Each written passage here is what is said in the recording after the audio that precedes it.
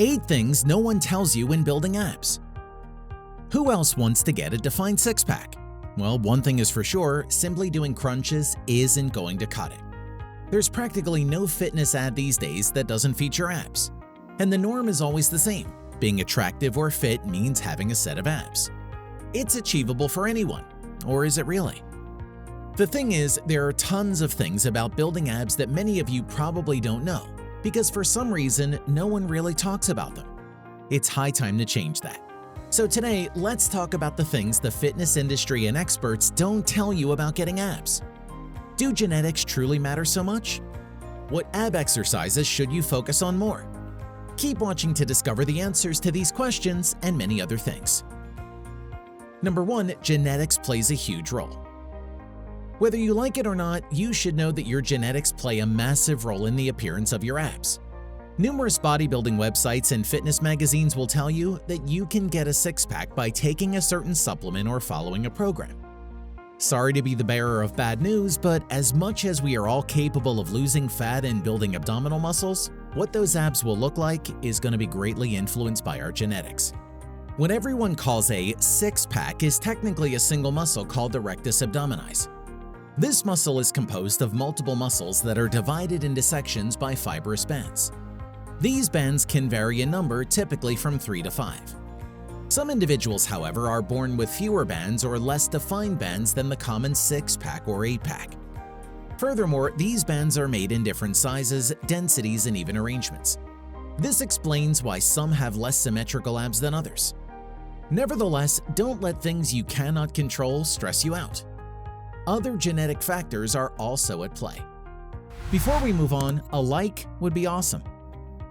Number 2, want the best results? Then go heavy. The good news is that most people have at least 2 bands, and those are more than enough to achieve an incredibly attractive midsection that everyone can be proud of.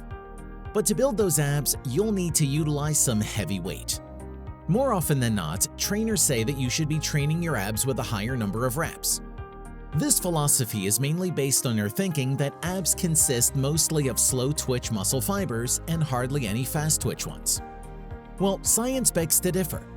The truth is, the abs have a pretty much balanced profile, 55 to 58% slow twitch fibers, and the rest are fast twitch fibers.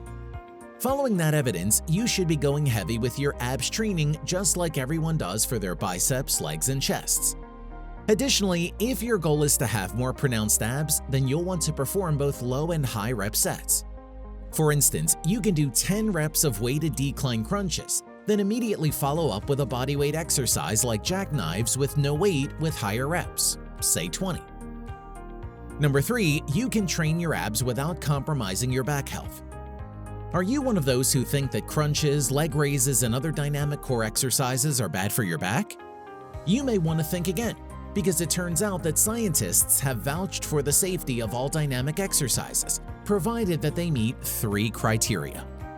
For starters, you must gradually progress so your muscles, nervous system, and spinal discs can adapt. Thus, before doing weighted decline crunches, perform body weight floor crunches first. Next, avoid extreme ranges of motion of the spine under load to prevent back injuries. And lastly, place targeted core-specific moves such as crunches and leg raises at the end of your workout, if not on another routine. When you perform ab isolation exercises before heavy compound exercises, it puts you at a higher risk of a back injury. That's because such movements fatigue the stabilizer muscles in your core before you can even perform compound exercises with heavy loads. On another note, you mustn't solely rely on compound movements either. Here's why. Number 4, compound exercises alone won't get you far. Fact: compound exercises alone won't be enough to optimally stimulate your abdominal muscles.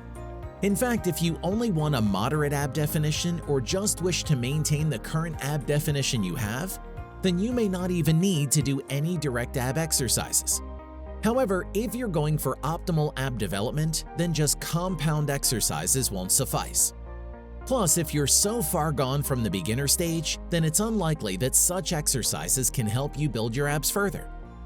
In reality, most of these movements, including deadlifts and squats, don't effectively activate the abs. Physiologically speaking, it's because your spine doesn't rotate during those exercises. For instance, based on a study, performing heavyweight squats only yields less than 20% ab muscle activation, compared to straight leg sit-ups where it's around 40%. Number 5. Training through a full range of motion helps a lot. Another surefire way to optimally stimulate your muscles is to train them through a full range of motion. Studies have backed this up, revealing that full squats stimulate far more muscle growth than partial squats. The only problem is that many people aren't told that this rule applies to abs too. One of the advantages of going full motion range is that it produces higher levels of muscle activation. Different parts of an exercise focus on different muscle parts. As such, by following a full range of motion, you're training a muscle more completely. On top of that, it allows you to overload the muscle you're targeting while it's stretched, which is great for muscle growth. So the main takeaway here is to focus on movements that train your abs through a full range of motion. Examples include decline sit-ups, kneeling cable crunches, and stability ball crunches. Number 6. Abdominal muscles are the same as the other muscles in the body. Too often, people train their abs every day, or at least every other day, without much rest, hoping to lose weight and build abs quickly. The thing is, your abs are just like every other muscle in the body. This means you should train them like you would your biceps or chest. In other words, the best way to do that is to perform strength training 2 to 3 times a week, with rest in between and a plethora of exercises to target different areas of the abs. Think dynamic moves that emphasize core strength and involve your stabilizer muscles, which are muscles used all day to keep your body in place. A classic example is a plank. It's a great ab move that fires all of your abdominal muscle fibers. The key to training your abs is to learn that strength training is a must in keeping your core strong. That said, ab exercises aren't a cure-all. Include ab exercises into a complete routine and you'll get a great set of abs. Number 7. You can work your abs without any special equipment. People with perfect abs didn't get that shredded with the help of some sort of chair or any piece of equipment. The truth is, you don't need any special equipment to activate your abs. Even with just your body weight alone, there is a wide range of ab exercises you can perform and get better results at that. Or you can make do with an exercise ball, which is often way more inexpensive than the gadgets and stuff you see on commercials and ads. Moreover, ab machines only work your abs. However, things like resistance bands, dumbbells, and an exercise ball can be utilized effectively to train your whole body. We've talked about exercise-centered things enough, but haven't touched anything on the diet aspect. Your nutrition or diet is just as crucial as your workout routine. Here's one thing you must keep in mind about it. Number 8. A clean diet is a must. Knowing what foods to eat and avoid goes a long way in building six-pack abs. Sure, whole carbs like brown rice, quinoa, and sweet potatoes will fuel your workouts, so you can burn more calories. But protein-rich foods such as fish, eggs, and lean meats will aid you in recovery so you can build more muscle. Meanwhile, you will also benefit from having unsaturated fats from walnuts, olive oil, avocado, and almond butter, as they work to boost your metabolism and your body's ability to absorb all the nutrients it needs. The general rule is to go for whole foods that offer healthy fats, protein, fiber, and complex carbs. Additionally, avoid processed foods that have added sugars, lots of sodium, and refined carbs. Which of those revelations surprised you the most? Or perhaps do you already know some of them? Tell us what you think below.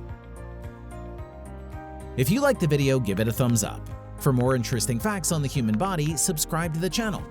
Here are 2 more videos you should check out. Both of them will definitely help you reach your goals.